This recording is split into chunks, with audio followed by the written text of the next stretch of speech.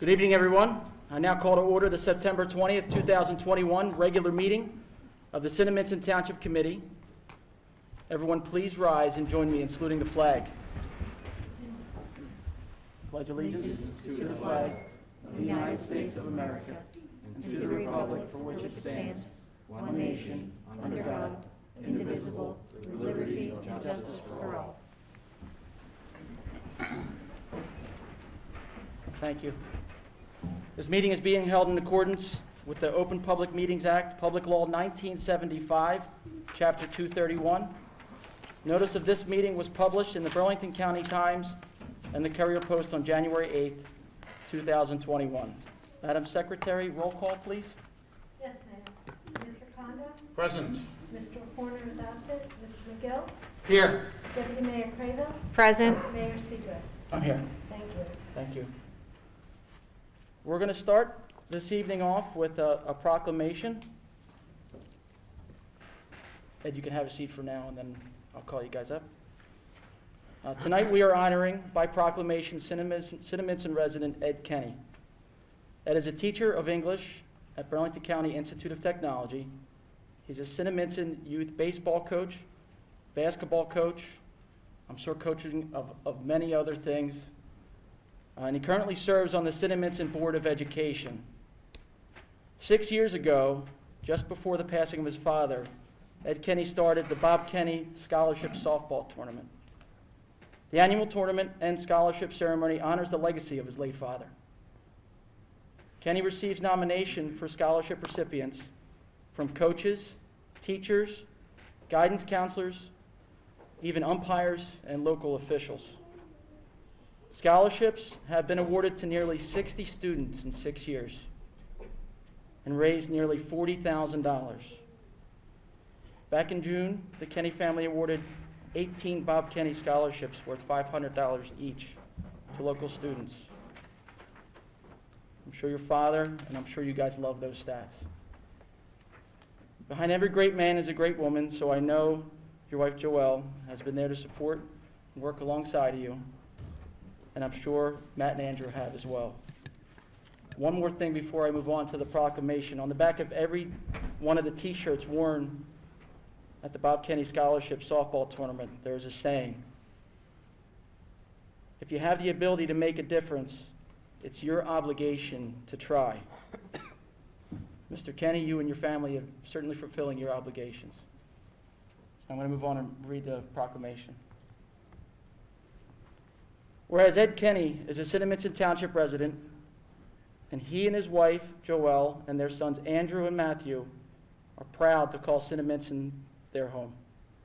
And whereas Ed Kenney has dedicated his life to community enhancement activities exhibited by his commitment to education and youth athletics and service as a Cinnaminson Township Board of Education member.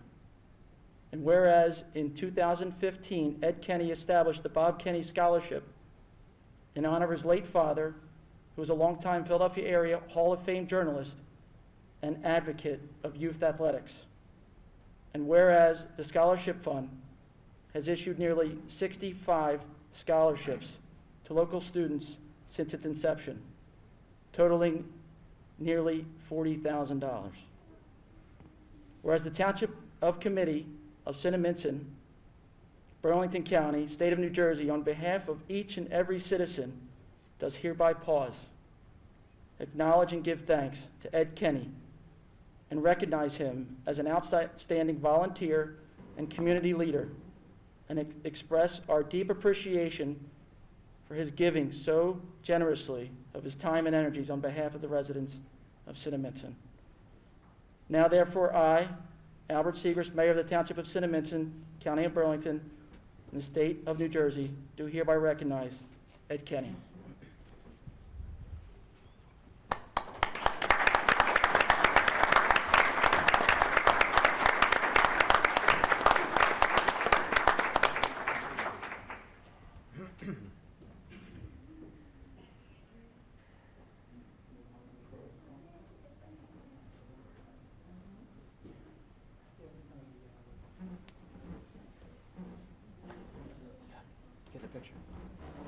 Get in the picture.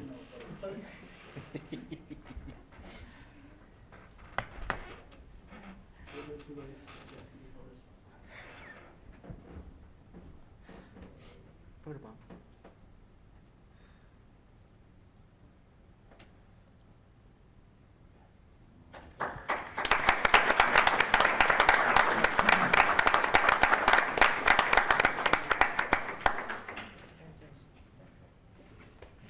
Congratulations.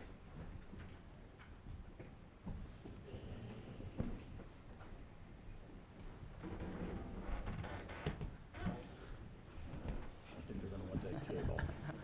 I think they want that cable. They do? What are you talking about? They're gonna go into here with it, I think. Thank you, everyone. We're going to move on to our presentation for tonight, which is Remington and Vernick. They're going to be presenting our road improvement plan. I'd like to welcome Joe Barbadoro from Remington and Vernick for a brief presentation. Joe, we going to give it a shot? Yeah, we'll try it out. So we've been working through some technical difficulties, but we'd like to do the presentation on the screens as long as they cooperate.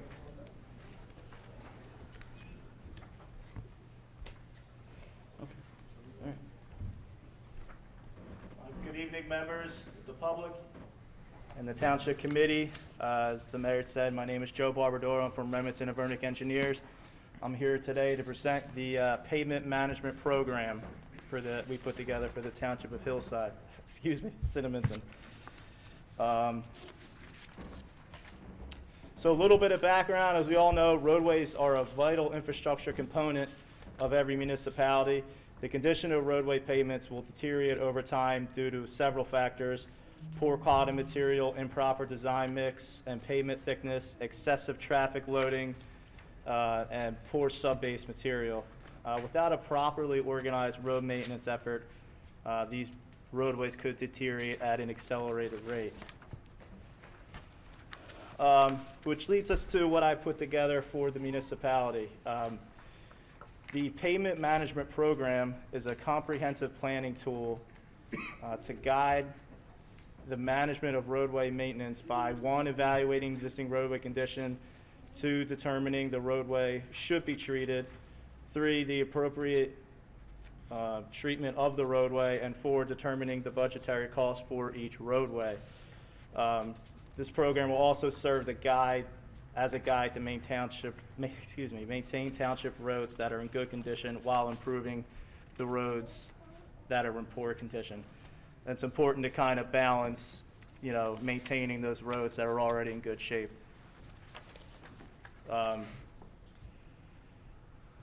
So the way this is done is we evaluate each roadway within the township.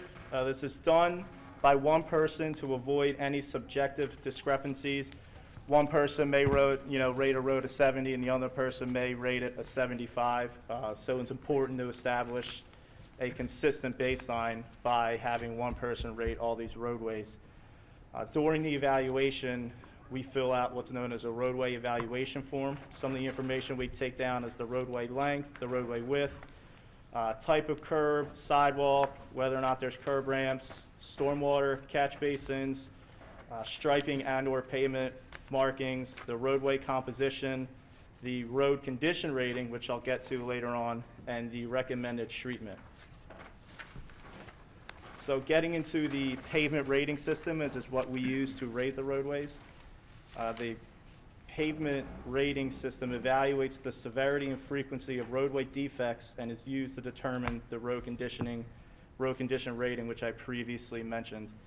Some of the defects we look for are alligator cracking, potholes, drainage problems, pavement polishing, pavement distortions, transverse and longitudinal cracking, and the riding quality.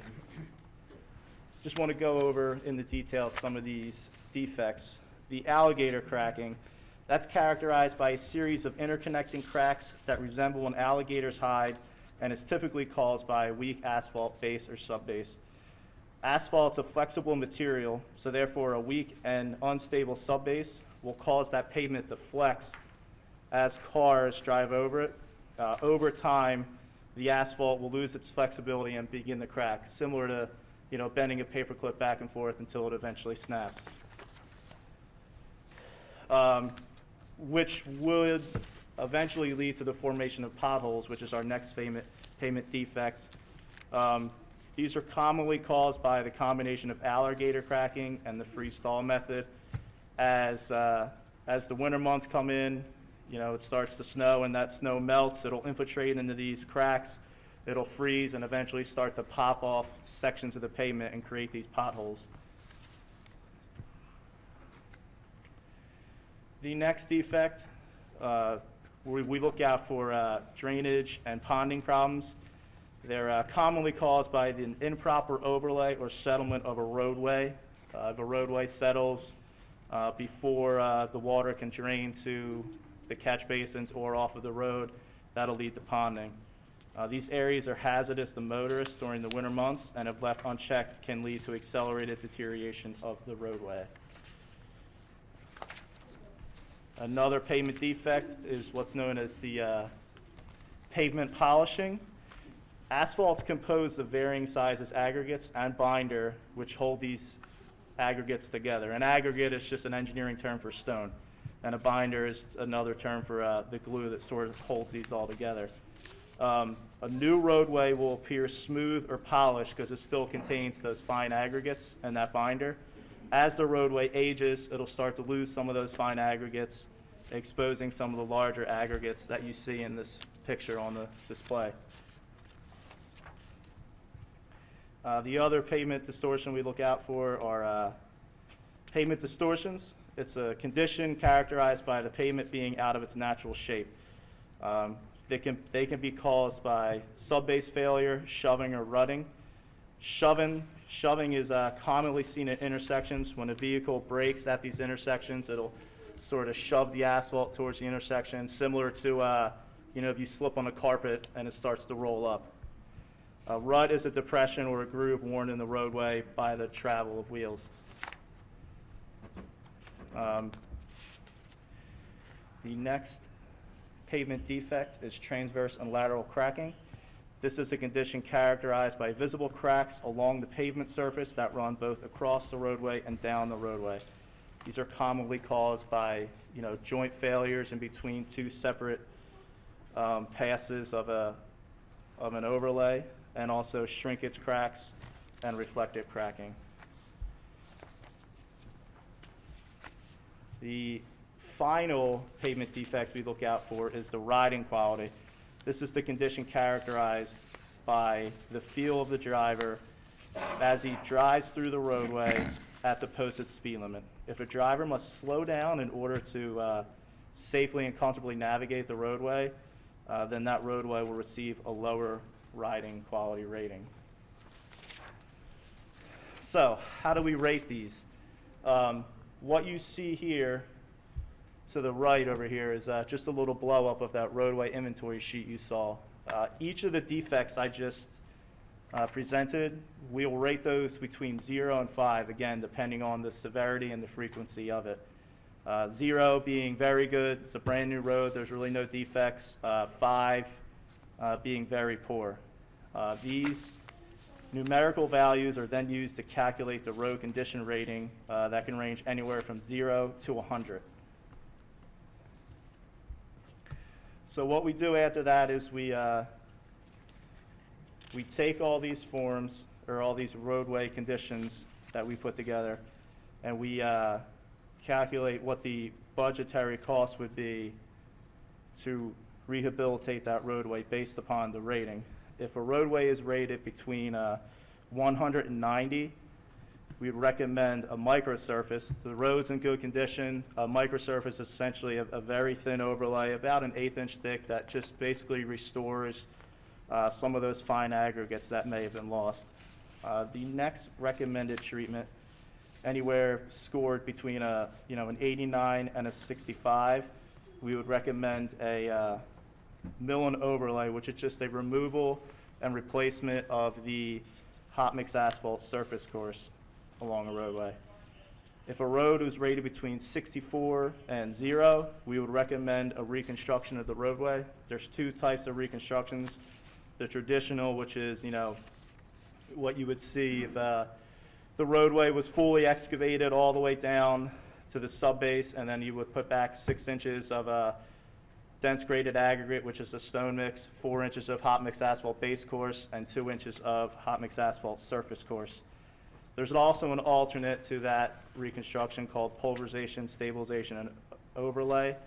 That's a process in which a machine comes in and rubbleizes the existing roadway. They'll add a stabilizing agent like Portland cement or oil, and then once that hardens up, they'll overlay the roadway.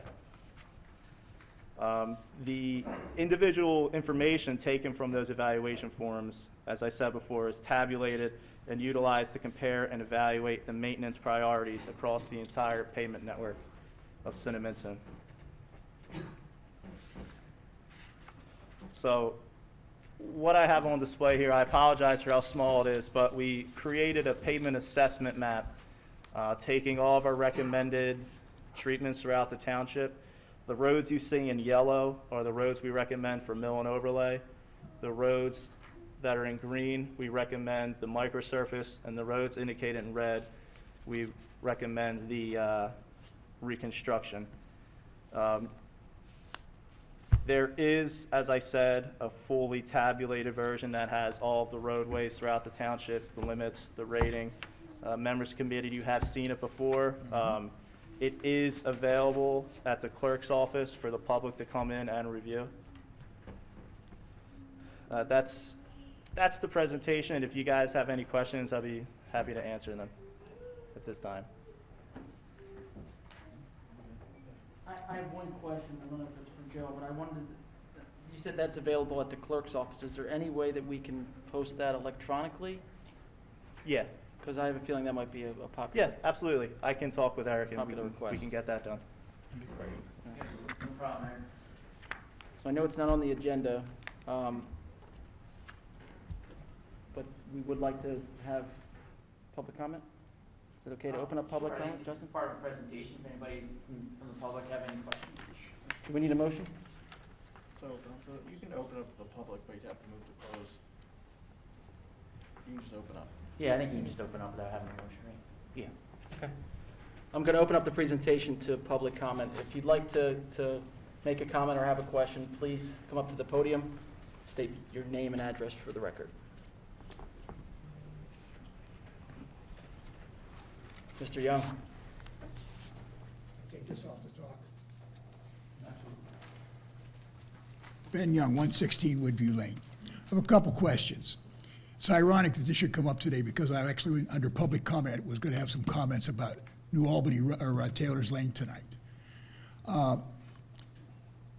When you're overlaying with a fire, having had a true experience with this, and in fact with one of your former employees, Fred Torek, who did a lot of paving in this town when he was here as engineer and also as our superintendent of public works. We used a lot of FABC, what they called in those days. I guess now it's 9mm, is that correct? Paving. And had a lot of failures and are continuing to have failures with it. An example would be Meeting House Road. We have potholes on that we've refilled like 4 or 5 times, and they're still there. There's one there right now. We had moved to a heavier duty paving, which isn't the fine, smooth paving you described. But I'm just curious as to, it seems to have held up a lot better, so I'm a little curious why we don't consider that at the same time, just a thought. As far as Taylor's Lane is concerned, our public works vehicles, as well as my company vehicles, go across that road every day, multiple times probably. We have a number of delaminating areas of asphalt on that road that have not been treated, and where they have been treated, they've expanded. So what's the approach? The road's not that bad a shape, and it can probably be just if a good repair. But how do you go about attacking that? I guess looking at your evaluation and deciding where it falls in the scheme of things? Yeah, we did evaluate Taylor's Lane. I don't recall what exactly order it was in. But, you know, as far as a treatment for now, I would recommend just doing spot repairs where we have to. I'm sure we could work with the Public Works Director to, you know, identify those areas and put together the appropriate treatment for that. Have you ever given any consideration to using the heat seal when you do the repairs, cutting it out and do the heat seal, similar to that propane unit I believe that Willingboro uses for repair? We have used that in the past with some success. It also has a few negatives. By heating up the asphalt, you will sometimes burn off some of the binder and the fine aggregates and would actually cause that area to deteriorate further, or more advanced, I should say. Okay, last question or last comment. We moved away from RAP, or RAG, I guess, repair material, because we were having so many problems with it. Are you recommending that these days, or still recommending virgin where you can do it? It depends on the mix design. We don't really like to use any recycled asphalt pavement over 10% in a mix. They can go all the way up to 25 or 30 depending on the mix, but you are correct. Sometimes if you don't have the right mix, or that recycled asphalt material is in poor condition, it may not hold up as well. Well, under Mr. Torek, we were using the state spec, which I believe is like 20. And that was very unsuccessful. And we moved to actually virgin material the last few years, and which seemed to have a lot greater success and a lot more staying power. Heavier aggregate also. We went to a larger millimeter aggregate, halfway between base and top. They seem to give us a lot more wear and tear. Yeah, I'm familiar with it. It's the 12-5 mix is what we usually use. 12-5, that's as correct. opposed to the 9-5. The stones or the aggregate's a little larger. It seemed to have, we also went to a little thicker overlay, which also helped. Thank you. Thank you, Mr. Young. Thank you.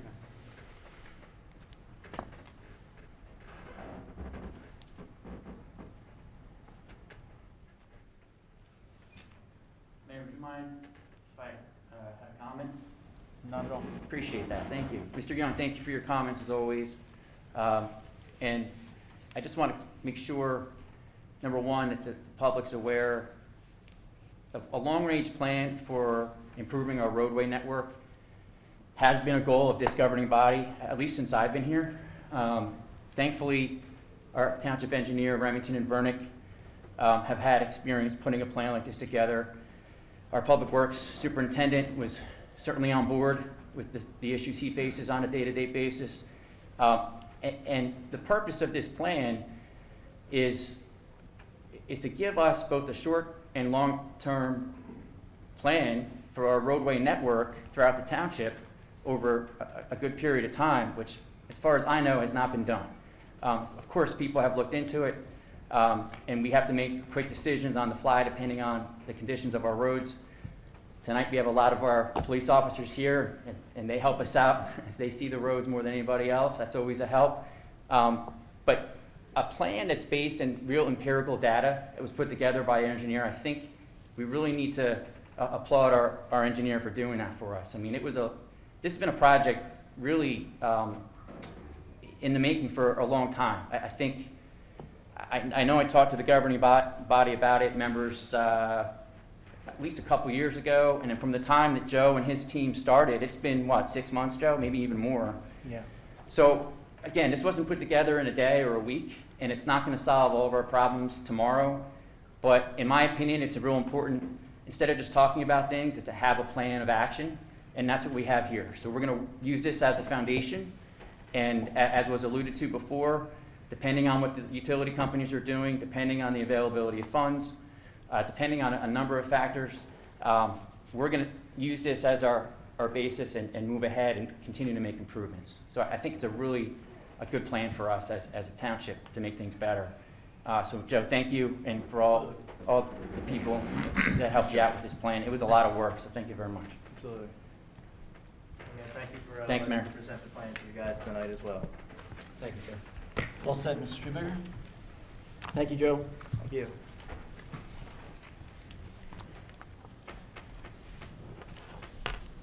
So not seeing anyone else come forward. The next item on tonight's agenda are the presentations of Employee of the Year. The past couple of years have really shown us just how important our employees are in making Cinnaminson a great community. Through a global health pandemic and several unprecedented weather events, among many other important community issues, Cinnaminson employees continue to rise to the occasion. We are very fortunate to have them on our side.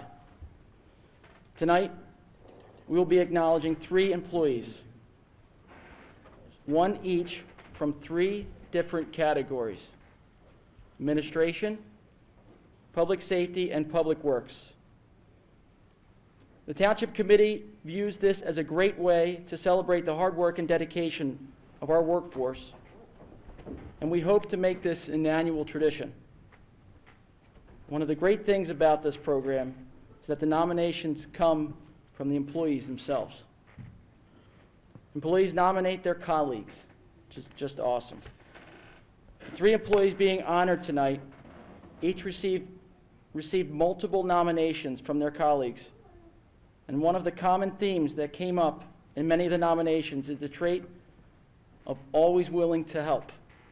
This willingness to try to help our fellow employees and community members is at the very heart of good government and is consistent with the vision of this Township Committee. Now I'm going to call Paul Conda, Township Committee Liaison to Administration. He will be presenting the award for Employee of the Year for Administration.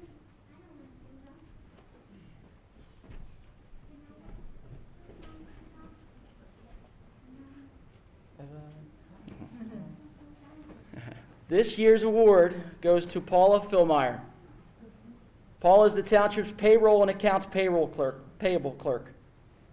Paula began working for the Township in 2015 in the Tax Collector's Office and moved into her current position in the Finance Department in 2019. Paula's colleagues cited her pleasant demeanor and willingness to assist her colleagues as some of her greatest strengths. Congratulations, Paula.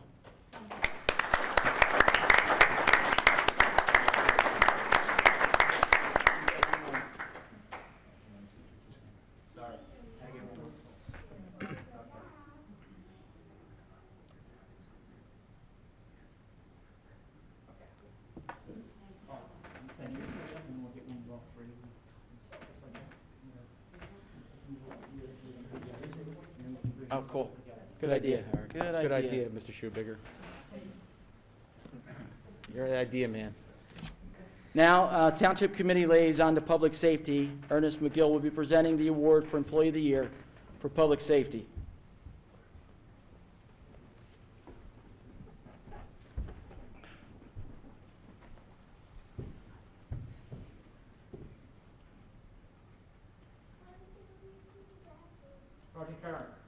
This year's award goes to Sergeant Michael Curran. Sergeant Curran began working for the Township in 2013 as a patrol officer and was promoted to sergeant in 2020. Several of the patrol officers under Sergeant Curran's supervision cited that what a great role model he is for all of the officers in the department.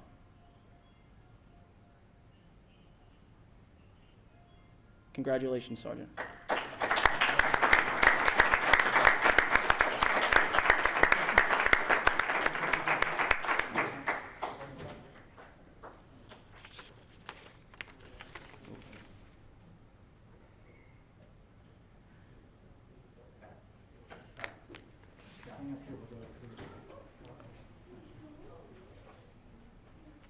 So as Township Liaison to Public Works, I will be presenting the last award, certainly not the least, Employee Year for Public Works. This year's award goes to Joe Scaffidi. Joe has been a laborer in Public Works Department since 1994. Several of Joe's colleagues cited his outstanding work ethic and reliability as some of his greatest attributes.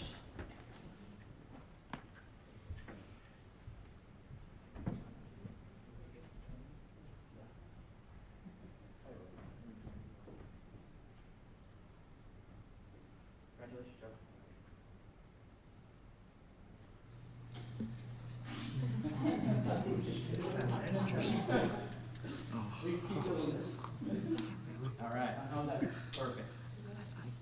I have to check and see if I get a call. It's weird.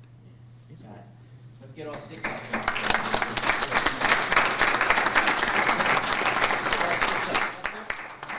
Everyone in front of the dais. There you go.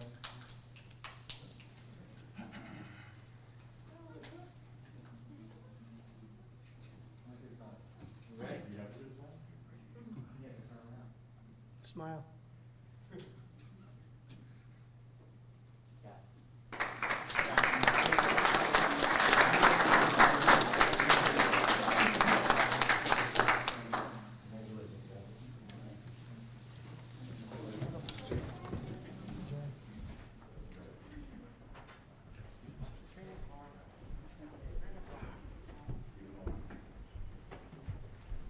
Great job. Thank you. Thank you, Mr. Conda. You're all right. Relax.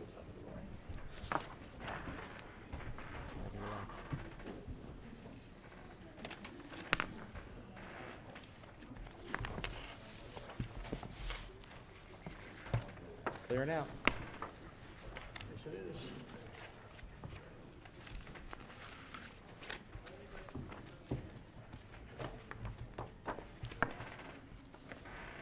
I need a different chair. Thank you, everyone. We're going to move on to committee liaison reports, starting with Committee Member Conda, Administration and Health and Senior Services. Thank you, Mr. Mayor. I just have one thing for this evening. It's actually going to be covered as Resolution 2021-119. It's on the consent agenda this evening, and it's about the formation of a subcommittee to work with the Burlington County Economic Development Committee to review the state's Route 130 strategic plan. The strategic plan was built in 1999, and they just want to go 20 years later and review it to make sure that we're on track. And I, along with several township professionals and residents, will serve on this committee, and that's all I need to say about it. If Eric needs to expand on it when we're going through the consent agenda, please feel free.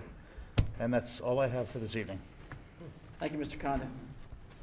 Committee Member Horner was not able to make the meeting tonight, but I do have some of his notes for an update on finance and economic development. We have quite a bit. It's a comprehensive update on all things pertaining to the vast number of development projects we have in Cinnaminson. The former Tri-Borough site, located at the corner of Taylor's Lane and Route 130 South. We made an exciting announcement that the long vacant parcel will soon undergo an aggressive redevelopment. We are pleased to announce that the developer hopes to begin some preliminary site work in the next couple of weeks. They are currently working with township officials, overcoming some hurdles, clearing the way for them to begin. Parcel known as the Azalea Farm, the Western Development has entered into the precluding, processing, and documentation phase. We hope to authorize resolutions in October, which would trigger the township settling on the property in late October. We are excited that we are approaching the finish line with this project and are appreciative of all the efforts of those involved, including the principals of Western, as well as the Economic Development Coordinator, Mike Minton, and the Administrator, Mr. Eric Schubiger. This committee should be proud of their efforts and vision, as well as we will see a complete revitalization of that entire corner with the addition of Lidl, a refreshed Friendly's, and now the addition of the Western property. An update on Lidl. Construction is mostly complete, as everyone can see. Lidl continues to button up some finishing touches, as well as obtaining the final approvals to move to the next stage, which will be the grand opening. When we have an update on the grand opening date in the near future, we will certainly share that. We're proud of the job they have done, and it's a welcome addition to our town and the streetscape on Route 130. The former Acme site, we were able to celebrate the grand opening of the Children of America Early Childhood Education and Care Center. We are honored to have a best-in-class facility calling Cinnaminson home. The site has received a facelift with new landscaping, paving, and other ornamental fixtures, keeping with the committee's vision of the Route 130 corridor. The self-storage facility construction is continuing, and both restaurant pads, including the proposed IHOP, are still in the planning stages. An update on the former Bayard's Chocolate site. Upgrades to the building and parking lot have begun. The end user will be working with our planning board to bring a holistic center to the improved building. Route 130 North and Willow Drive. This week, we will have the honor of participating in a groundbreaking ceremony at the corner of the new Jiffy Loop. We are grateful that the developer of this national brand agreed to meet our aggressive vision of the Route 130 streetscape. We welcome them to Cinnaminson and are excited to see a new business come to a vacant parcel. We have many other projects and irons in the fire. We are excited to share them as permitted in the near future. I want to thank this committee for its steadfastness, vision on making development a priority to help bring much-needed tax revenue to the township. I want to thank especially Committeeman Conda for being an invaluable member of the Economic Development Committee and all the professionals and staff that have assisted us in bringing all these projects to Cinnaminson.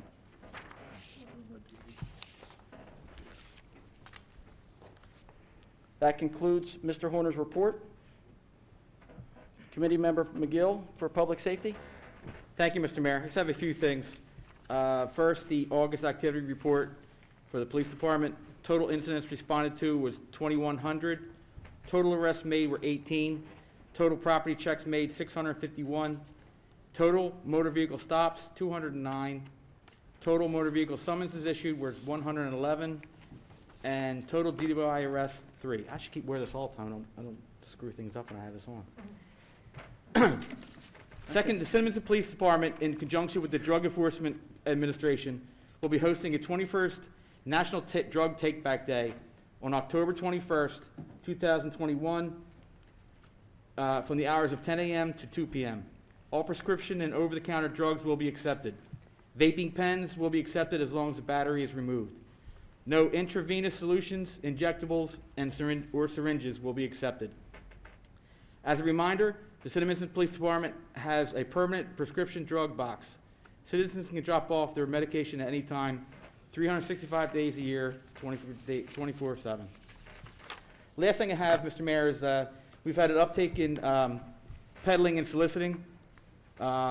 We do have a no-knock registry that you can sign up for that we adopted 9/21 of 2020 by ordinance.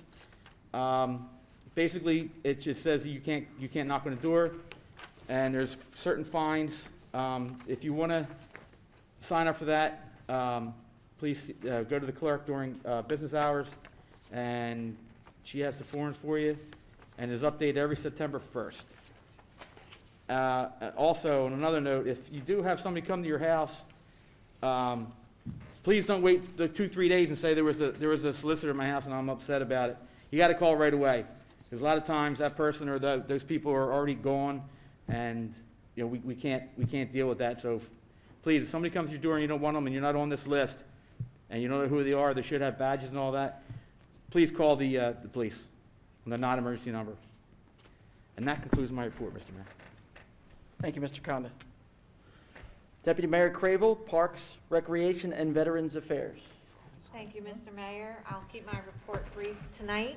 Cinnaminson Township will be hosting Cinnaminson Fall Festival Saturday, October 16th from 4 p.m. to 8 p.m. at Wood Park.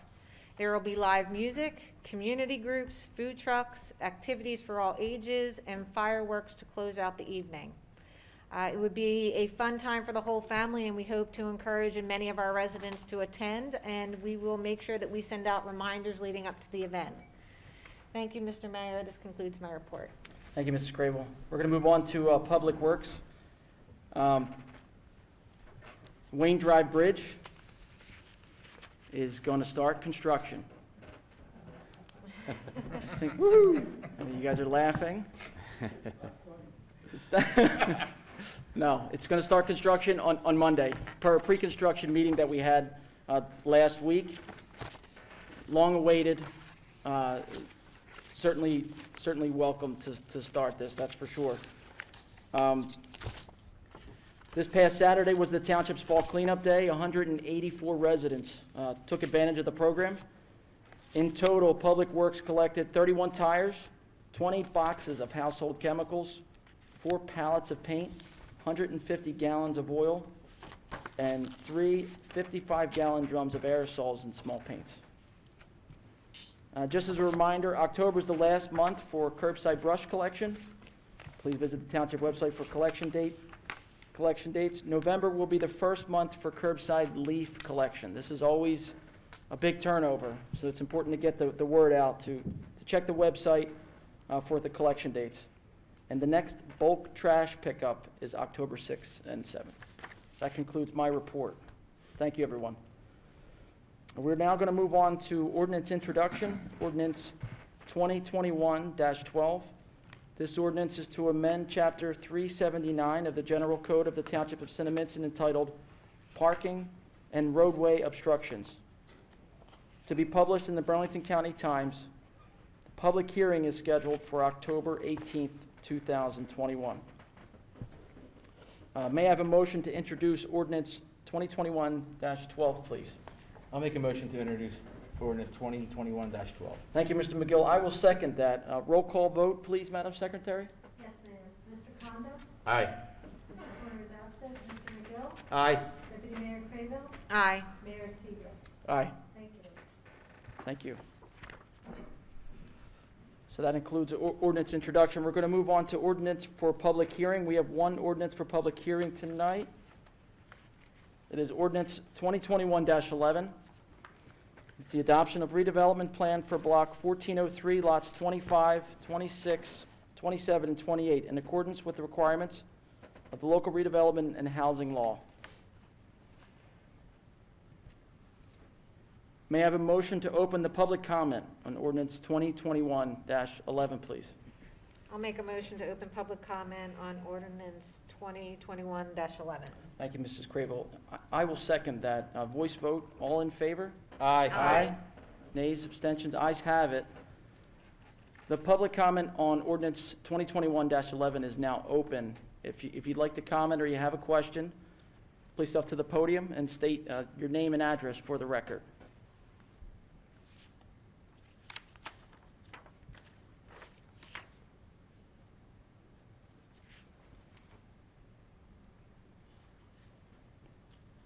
All right, not seeing anyone come forward? Yeah, I think so. Okay, all right, good.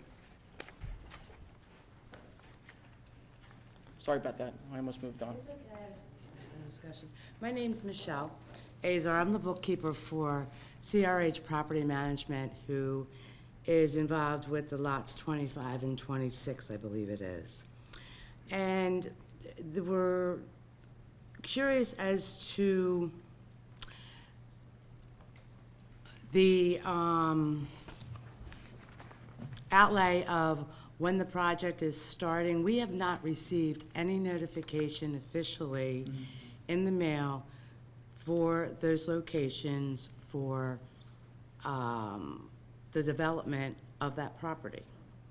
So I'm curious as to what the status is going forward from tonight, or what the game plan is as far as notifying, excuse me, the property owner and et cetera, Okay. from this point forward.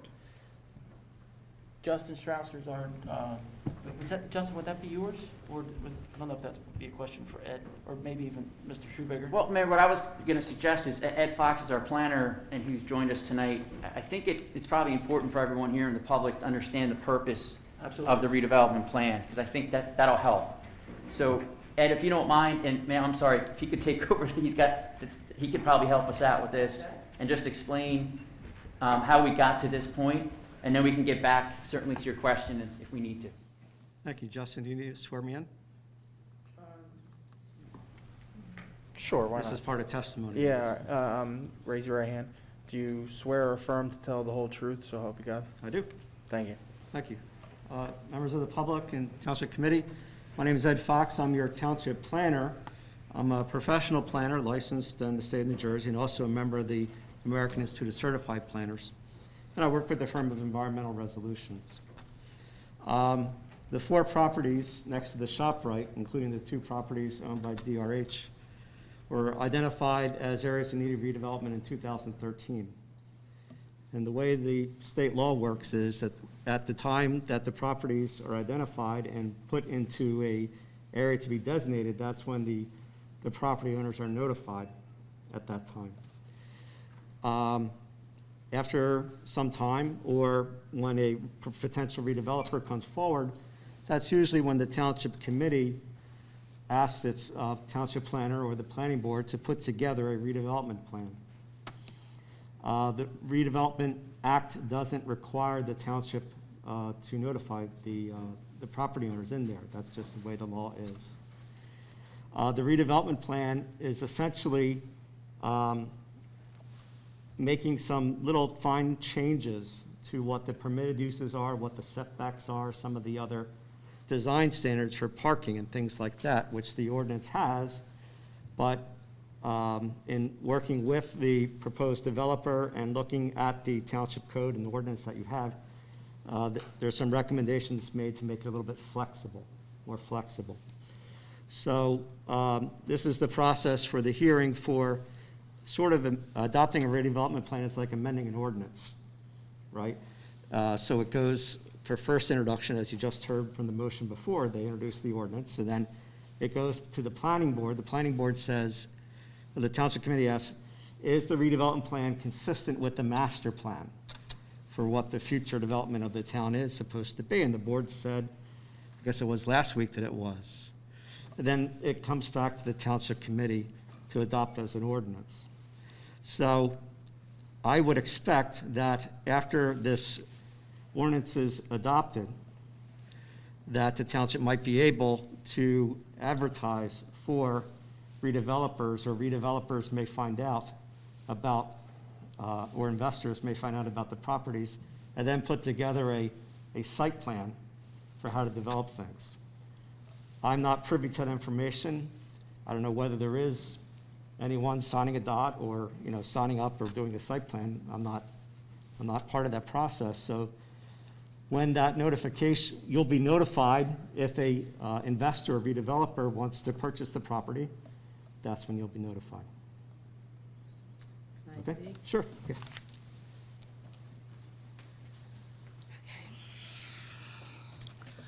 I'm not sure who to direct this to, so my apologies if my back's to you. I'll sit over here. Okay, great. Thank you. Those two lots, 299 and 301, are under a contract for redevelopment with Duckwood Development currently. There was a contract that was signed into place between the property owner and Duckwood Development, I think it was 2019.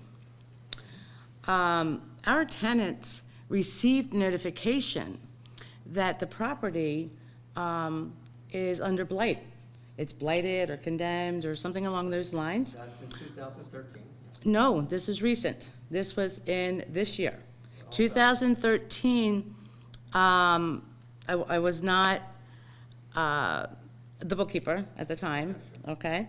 But in 2021, I was, or I am. They received notification certified letters. They did not go to the property owner, and the record, the address on record for those properties is in Morristown, which is quite different than Cinnaminson. We now have tenants who are concerned, okay? We do have a redevelopment plan. It has been in place. There's a contract that has been signed between two parties to do redevelopment for Cinnaminson.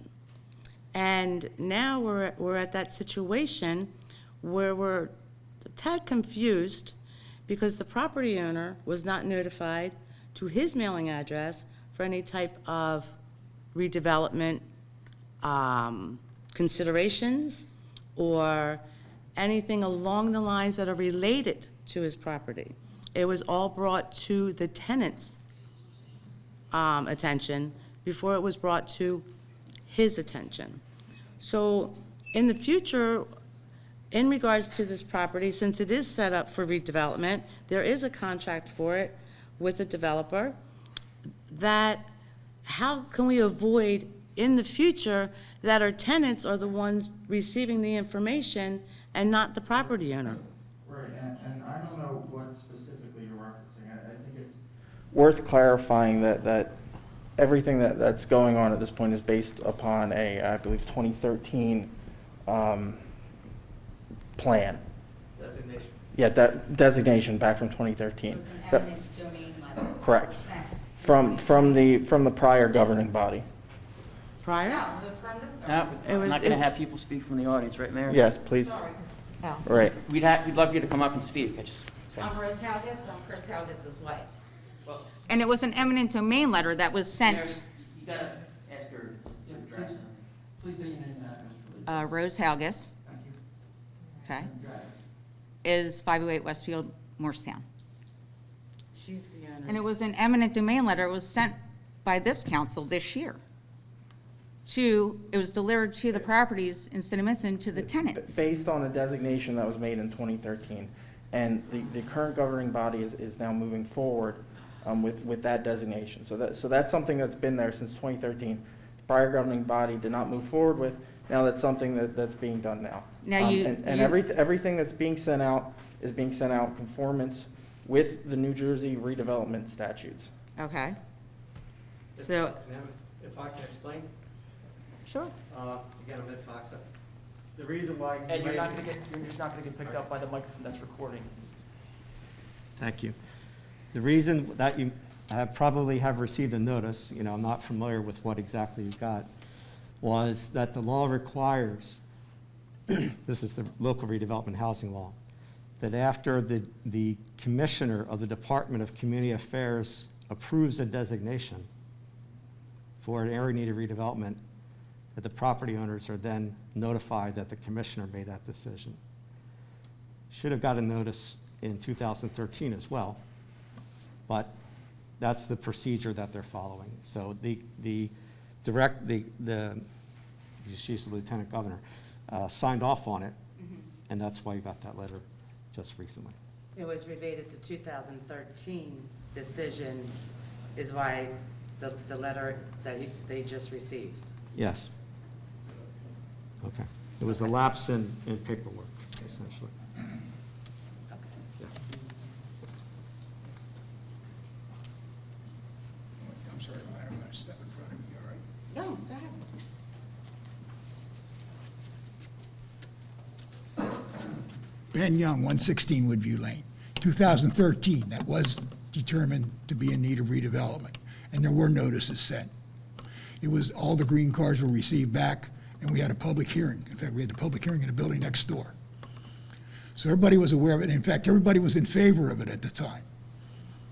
It was not adverse at all. It was actually solicited to make sure it was included in the redevelopment plan. So this is, what you're doing now is just formalizing what really happened in 2013. But that committee at that time, we did that, exactly that. Thank you. Thanks, Ben.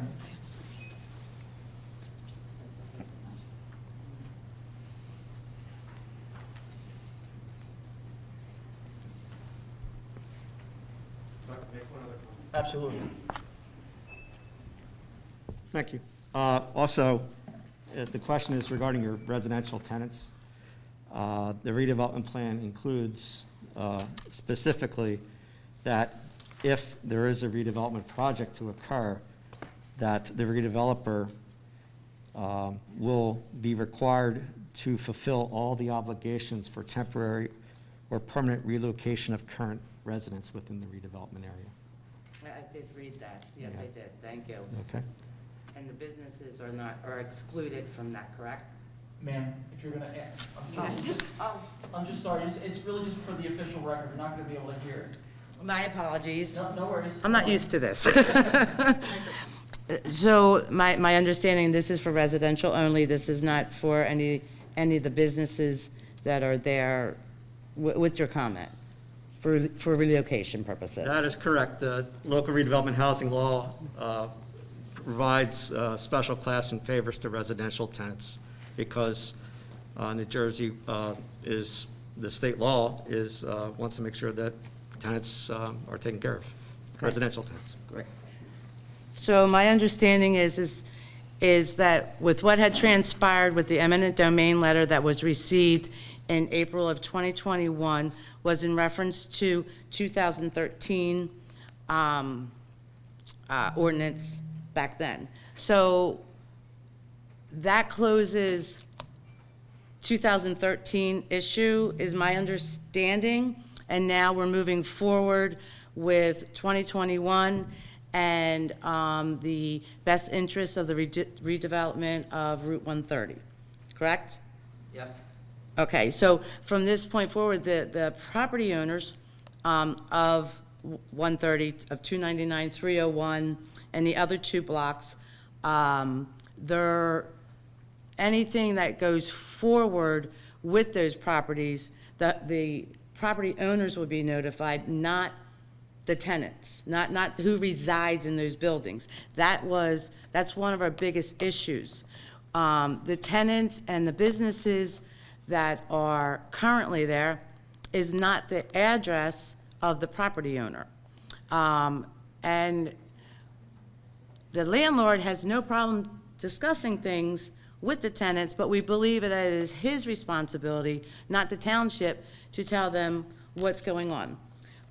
So I want to see if there's a way to make sure that we can clarify that in the future, that if there's anything that's associated with 299 and 301, that the property owner is notified going forward. So there is no confusion. Our tenants are really scratching their heads, okay? Because they received the certified letter at their location. Boss man didn't. Mr. Halgis did not at the address on file. This year, 2021. So is there some way that we can like? Yeah, Mayor, I was going to make a suggestion. Thank you for that comment.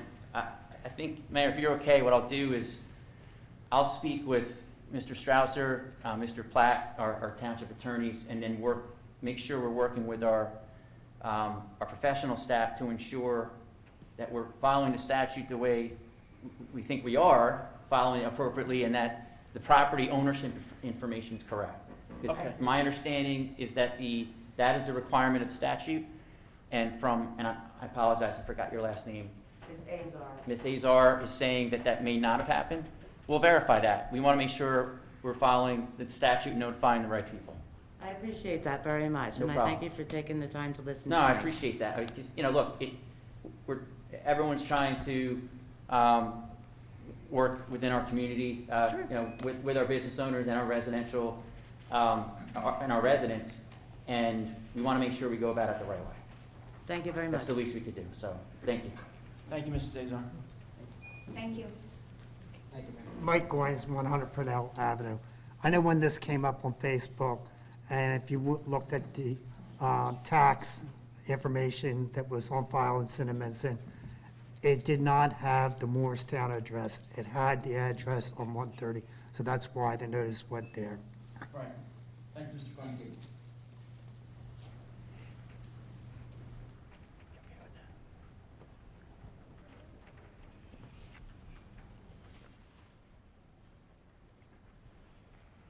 Go ahead, Mr. Fox. Thank you. This issue of where the mail goes is kind of interesting. I've been doing this for many years. The worst-case scenario actually happened with me in Collingswood in the 90s, where the property owner lived in the Isle of Wight, in the middle of the Irish Sea, which the mail doesn't get there for like a month and a half in terms of notice. But it is often the case that the property owner will have the mail, and I'm not saying this is the case, the property owner may have the mail sent to that business or that location, and that the owner will pick it up there, as opposed to the owner or the corporation that owns the property being sent to the home of the owner or the business address there, if you see what I'm saying. Sure. So it all depends upon where the owner of the property wants the notice sent. For the tax notice, that's what's the issue there. Absolutely. Okay, thank you. Thank you, Mr. Fox.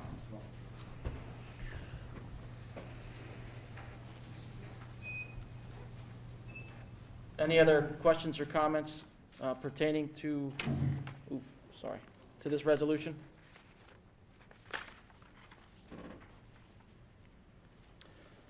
Not seeing anyone else come forward, May I have a motion to close the public comment on ordinance 2021-11, please? I Wait, will- go ahead. I'll make a motion to close the public comment on ordinance 2021-11. Thank you. I will second that. Voice vote, all in favor? Aye. Aye. Nays, abstention, ayes have it. May I have a motion to approve ordinance 2021-11? Mr. Mayor, I'd like to make a motion to adopt ordinance 2021-11. Thank you, Mr. McGill. May I have a second, please? I will second that motion. Thank you, Mr. Conda.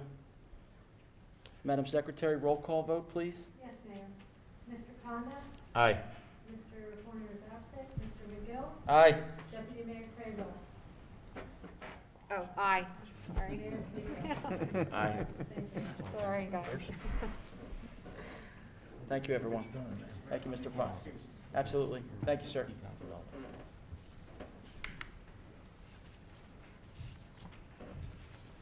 Thank you, guys.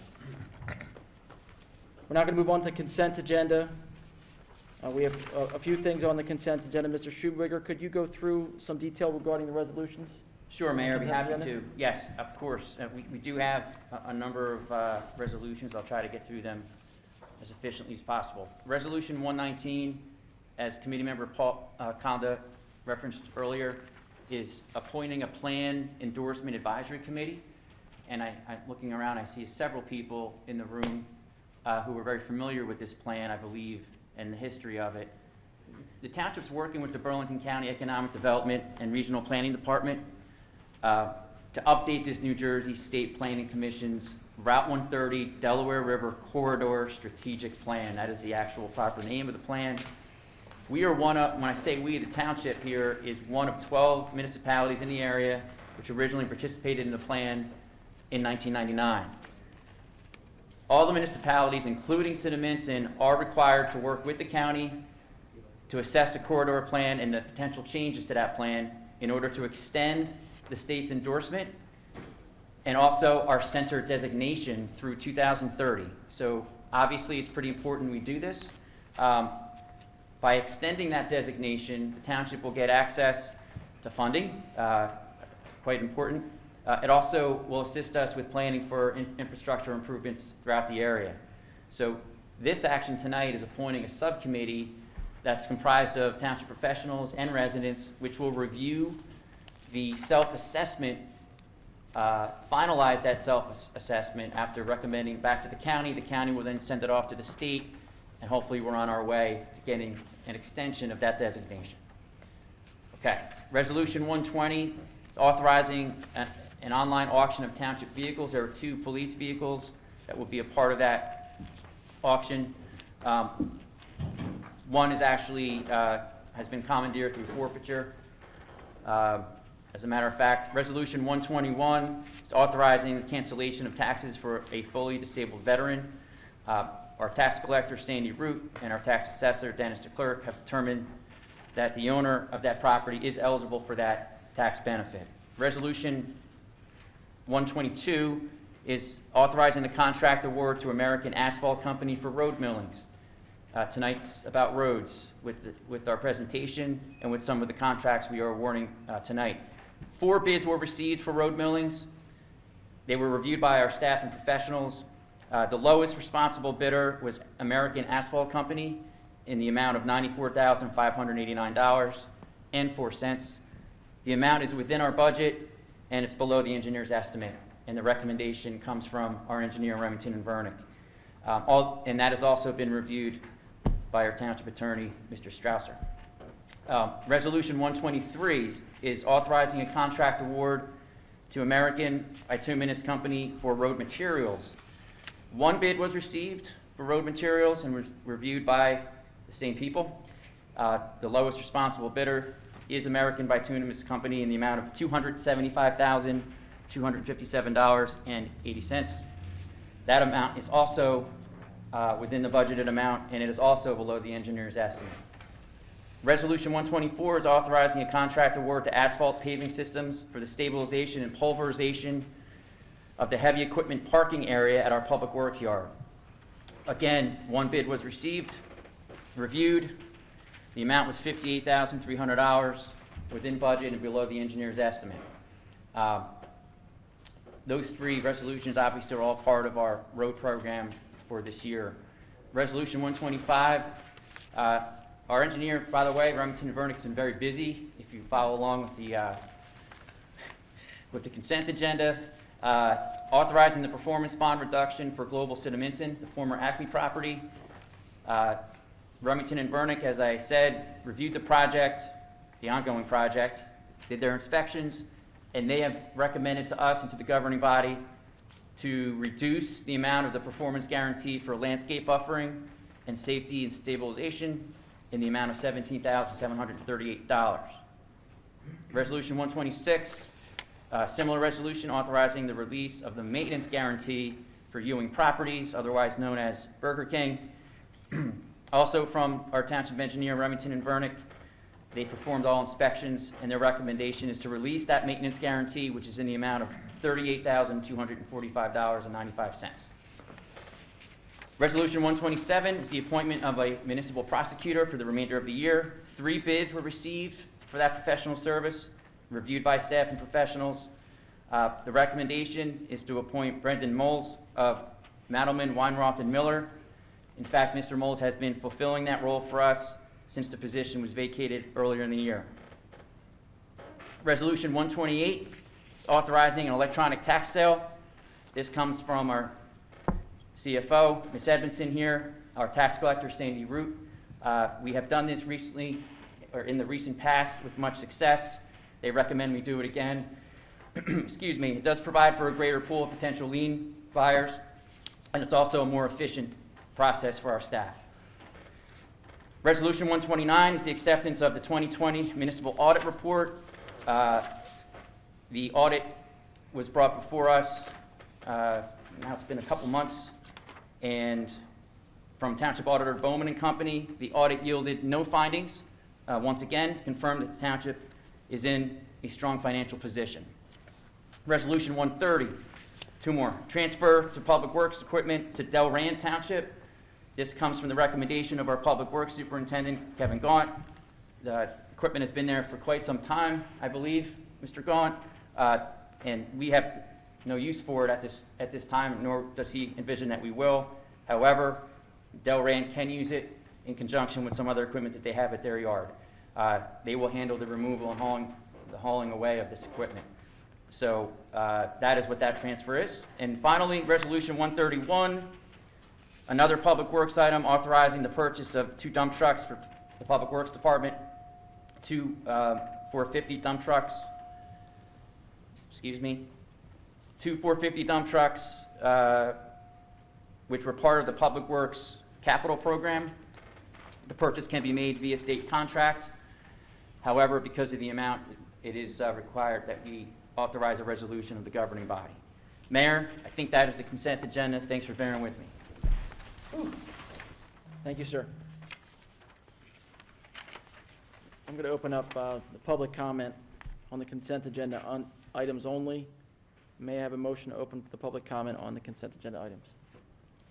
I'll make a motion to open public comment on the consent agenda items only. Thank you, Mr. Conde. I will second that. Voice vote. All in favor?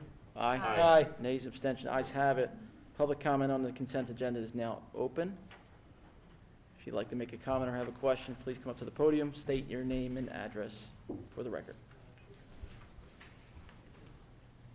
Ben Young, 116 Woodview Lane. I have a couple questions. On the asphalt paving systems project, is there any participation by the county? Because they were obligated to help participate in the park, in the paving, rework of the paving, the Public Works. That was part of the deal for them putting a tower in the back. That's a good question. Mr. Schubiger? Do you I don't know the answer to that offhand, Mr. Young. Yeah. I mean, I could certainly talk with our Public Works Superintendent about that, and make sure that we. Yeah. Joe was supposed to help us. Mr. Janis, is that we? No, Joe Brickley. Joe Brickman, okay. Because that was part of the deal for them working with them on the tower. They were supposed to Right, in the participate in the back there, paving yeah. in the back. My only other question is, Thanks. what percentage of, is it virgin or what percentage of wraps in the asphalt we're awarding? Oh, Now, you know me enough to know I'm not going to know the answer to He's that, right? back there, he knows. But we have someone in the back that's going to know. Thank you. Mr. Barbadoro? You just tell me, that's all. Sure. Yeah, why don't you come up to the mic, Mr. Barbadoro?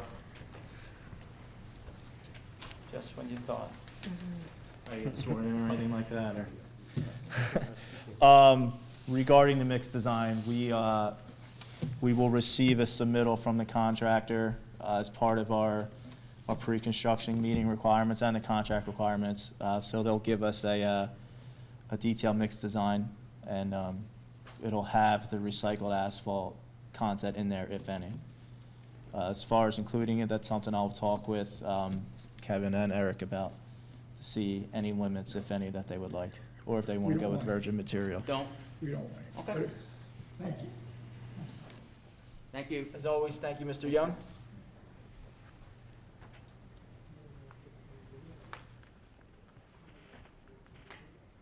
Any other questions or comments pertaining to the consent agenda? Not seeing anyone come forward. May I have a motion to close the public comment on the consent agenda items? Make a motion to close public comment on consent agenda items only. Thank you, Mr. McGill. I will second that. Voice vote, all in favor, aye. Aye. Nays, abstention, ayes have it. May I have a motion to approve the consent agenda? I'll make a motion to approve the consent agenda. Thank you, Deputy Mayor Cravel. May I have a second, please? I will second that motion. Thank you, Mr. Conda. Madam Secretary, roll call vote, please. Yes, ma'am. Mr. Conda? Aye. Mr. Warner is absent. Mr. McGill? Aye. Deputy Mayor Craybill? Aye. Mayor Segal? Aye. Thank you. Thank you. We're going to move on to the approval of the minutes. August 16th, 2021. Right. Just want to double reading that, sorry. May I have a motion to approve the minutes of August 16th, 2021? I'll make a motion to approve the minutes of August 16th, 2021. Thank you. Mr. Conda, may I have a second, please? I'll second. Thank you, Deputy Mayor Cravel. Roll call vote, please, Madam Secretary. Yes, Mr. Conda? Aye. Mr. Warner is absent. Mr. McGill? Aye. Deputy Mayor Craybill? Aye. Mayor Segal? Aye. Thank you. Thank you. We're going to move on to the approval of the bills. May I have a motion to approve the bill list, please? I'd like to make a motion to approve the bill list, Mr. Mayor. Thank you, Mr. McGill. May I have a second? I will second that. Thank you, Mr. Conda. Madam Secretary, roll call vote, please. Mr. Conda? Aye. Mr. Warner is absent. Mr. McGill? Aye. Deputy Mayor Craybill? Aye. Mayor Segal? Aye. Thank you. The next item on the agenda is staff and professional comments. Any comments from the staff or professionals? Mayor, I have one, I promise, just one. Okay, Mr. Shabir. Okay. You got it. So, not long ago, as many in the room are aware, the governing body sponsored a 9/11 ceremony. And I want to thank Deputy Mayor Cravel for her leadership in making sure that we started to plan for that many, many months ago. So, and it was many months ago, but it was the right thing for us to do because, number one, the 20th anniversary of a really terrible day. You know, and for some reason lately, I don't know why, but it's somewhat in some circles frowned upon to be patriotic. This committee is not, and I know they're very supportive of doing anything to support patriotism in our country. And I just want to thank a few people, Chief Calabrese for being part of a lot of the planning, and he came up with a lot of the great ideas. We changed a few things this year, and I thought it went very well. Our Fire Chief, Bill Kramer, among many others, they were the two that really helped out with the planning. And Chief, a lot of your officers are very helpful and supportive, so please pass along my thanks to them because we did something a little different this year, and it wound up being a day that was tough for many people. A lot of people are still dealing with the aftermath of that tragedy. We're going to continue to honor that each and every year, I know, as long as this group is up here. So, thank you. Well said, Mr. Schubiger. Thank you. I'm now going to open up to public comment. May I have a motion to open to public comment? I'll make a motion to open up public comment. Thank you, Mr. Conda. I will second that voice vote. All in favor? Aye. Aye. Aye. Nays, abstention, ayes have it. Public comment is now open. If you have a question or you'd like to make a comment, please come up to the podium, state your name and address for the record.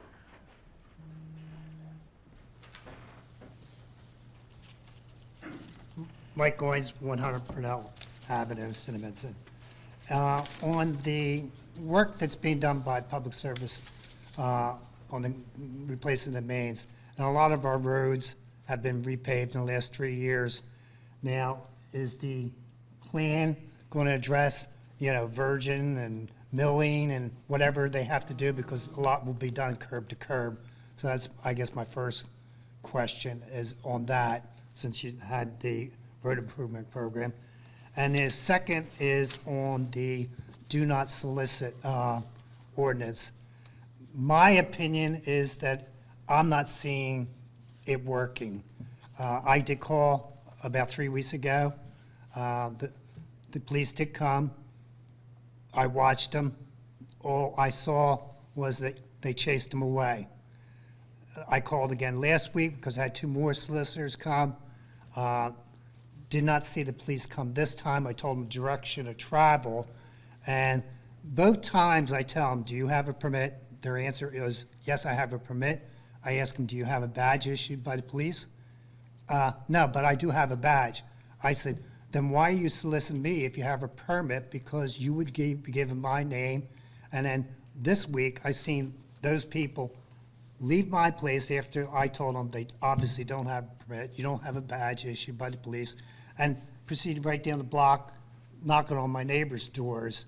And I know my one neighbor is definitely signed up for it. So I'm not seeing the ordinance really working, because if the police, all they're going to do is shoo them away without issuing them a fine or whatever, or warning, whatever, there's no teeth in it. So that's my comment.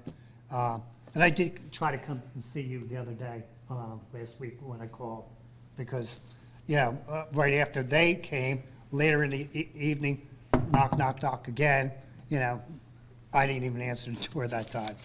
But I don't think the ordinance is working what we intended, you intended it to do. If we're not going to do something with the solicitors, if we're just going to chase them and say, you got to go get a permit, they're going to keep doing it. Is your house posted no solicitation? Yes, I signed up for it. I mean, But they don't even have the is it- list, no, because no, when I'm I asked just- them, What I'm saying is your house, is there a posting that says? No. That's what you need to do, too? Yep. That's part of the But- ordinance? You no, need it to- isn't.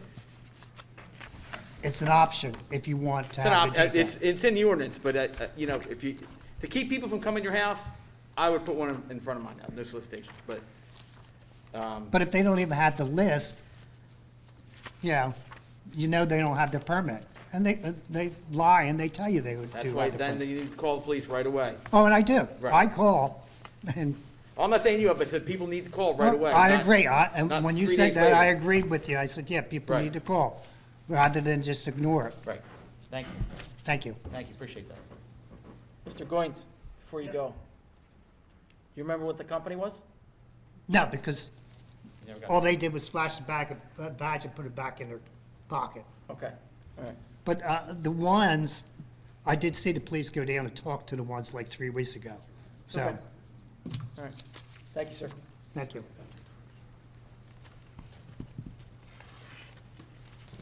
Ben Young, 116 Woodview Lane. First of all, I apologize for not coming to your 9/11 ceremony, but I've been going to the 200 Club for the last 20 years, and that's countywide, and they've kind of been doing it almost from day one. So there's kind of a implied commitment there. Fountain Farms Park. Before I get, we talked about the fact that the Wayne Drive Bridge is going forward. Yes, sir. I think it's on the record, everybody ought to understand it's not the contractor's fault. It was public service that's had them held out for a year. Yes. They've been ready to go. I only say that because I suggested to that guy that he bid the job, and he's less than thrilled with how it's proceeded. I'd like to speak to Fountain Farm Parks for a minute, and I'd like to speak in my capacity as a board member of the Lakeview Cemetery Association. If any of you have gone by the park, you have a couple drain lines that you may notice stick out about 4 or 5 foot from the banks, unprotected and unsupported. And all that dirt that used to support it's down in our lake. We're about to dredge for the third time in 12 years. And that's about 10,000 yards at a shot we take out of there, to the tune of $250,000. Up in Fountain Farms, it's actually eroding on both sides of the stream, and you can see where it's happening. I'll send you some pictures. You own both sides of that stream. That stream runs down through an easement that belongs, that's right through your property. Your property line goes on the other side of the stream, so this is fully on the township's property. I've had this conversation before, back when I had some involvement with it. But I would appreciate it if you give some thought to maybe stabilizing those banks, because you've lost 3 or 4 foot of the banks, particularly on the park side of the creek. There's been other places upstream further. I've actually applied for a sediment containment basin to the DEP and had meetings with them on our property where we could dredge it, catch it before it goes into the lake and take it out. But we end up accumulating on our property, which, if, by the way, you want your dirt back, come get it. We'll be glad to give it back to you. We've got 20,000 yards of it sitting up there and 10 to go. Some stabilization, though, with good-sized rocks or something might solve that problem on both sides. Where do you see those drain lines sticking out? Is it right by the, You can see it from the bridge. that's what I thought. You look down, you'll see them on the right-hand side. Yeah. In fact, it sticks out so far that somebody has duct tape around it because one piece was sagging, I guess. I don't know. But it's well exposed. The issue of the no solicitation, I take it doesn't extend to panhandling? Because you got a panhandler working 130 in Cinnaminson Avenue. I think it's more towards residents coming, like somebody come to a residence. I understand that, but does it extend to panhandling as well? I don't know. I confess I have not read the ordinance. I don't But believe so. the other day I was sitting at the light and there was a panhandler working that light on Cinnaminson Avenue, not 130, but on Cinnaminson Avenue. So on the county side, not on the state side. At the light, though? Right just down from the light. Yeah. On the Palmyra side of 130. I guess that's the north side, am I right? Yes. I always get north-south screwed up, because if 130 runs north-south, how can that be south? But, okay, anyway, thank you. Thank you, Mr. Young. Thank you, Mr. Young. Chief? Chief Calabrese, Cinnaminson Police. I would just take a moment to address some of the concerns here today, Mr. Mayor, Township Committee. First, the solicitation going door to door. What a lot of residents don't understand is when these solicitors go to your door, they may not be aware, like there's no list because they didn't register with the police.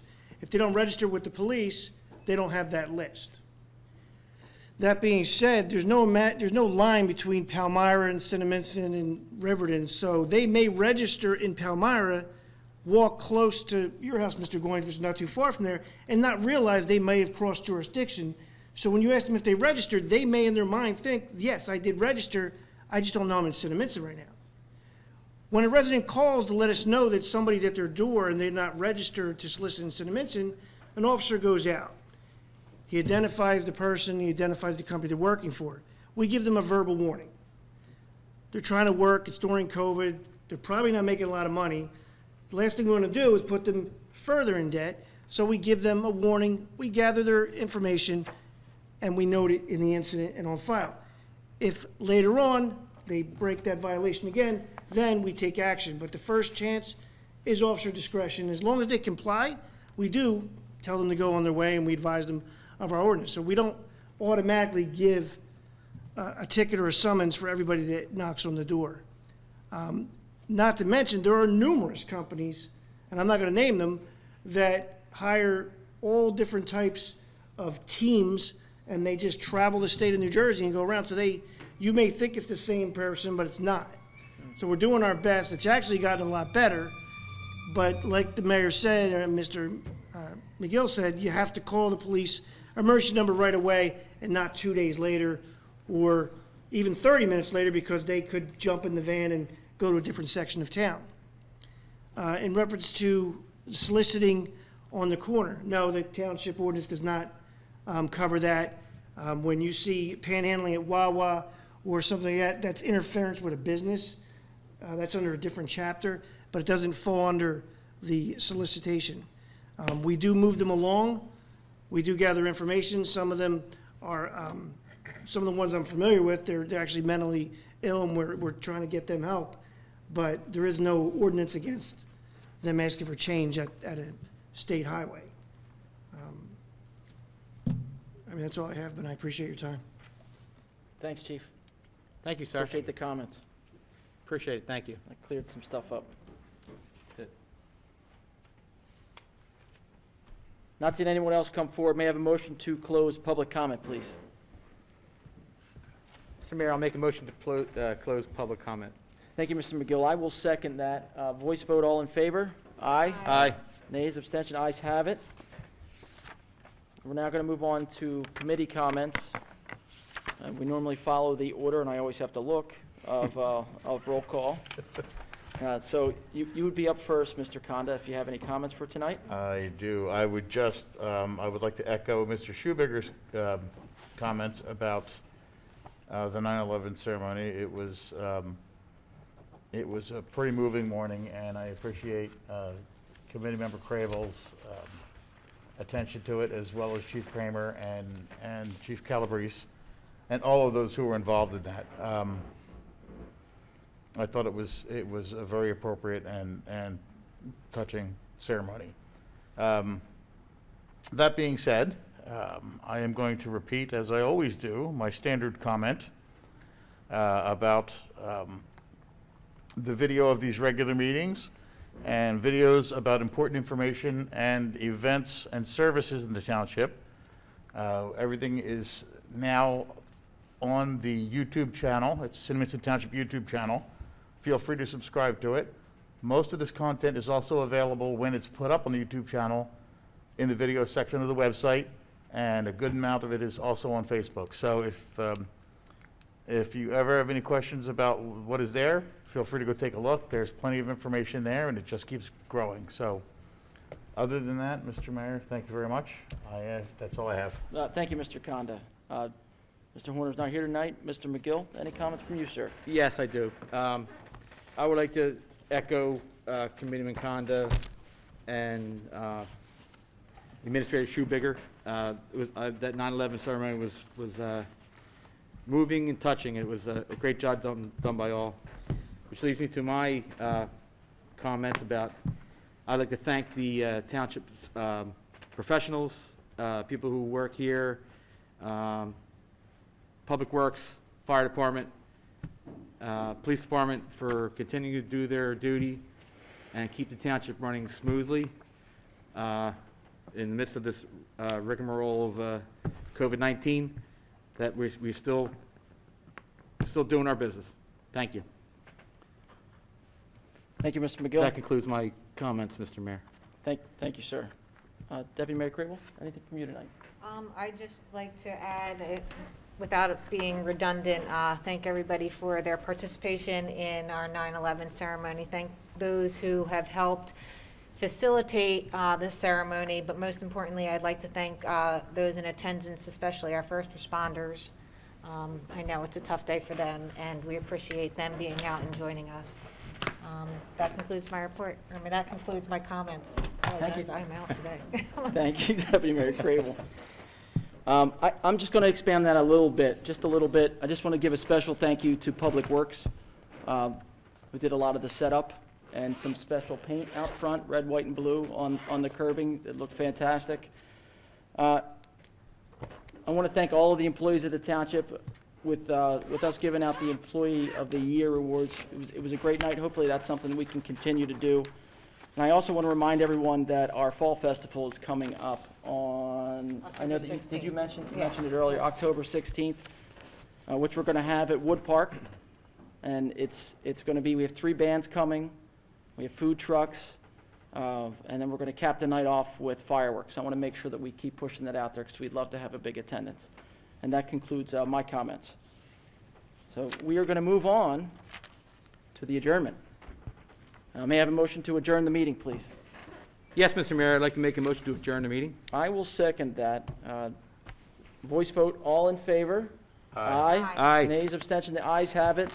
Thank you, everyone, for coming. The next meeting is Monday, October 4th, 2021, at 6:30. The meeting is now adjourned. Thank you. Thank you. Thank you. Back to the gavel.